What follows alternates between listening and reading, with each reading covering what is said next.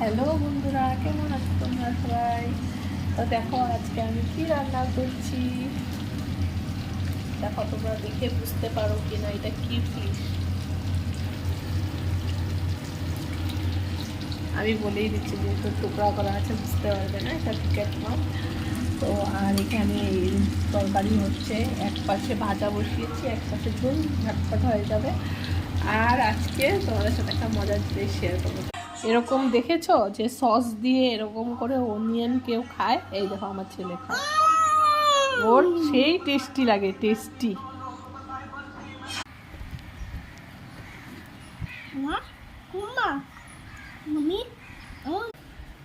বারিশ বারিশ পড়ে গেছে।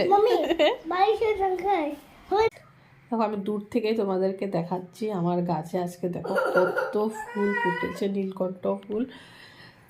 সেই সুন্দর লাগছে বাবাকে দেখতে, কত সুন্দর লাগছে। দেখো আমি জুম করে দেখাচ্ছি তোমাদেরকে আরো।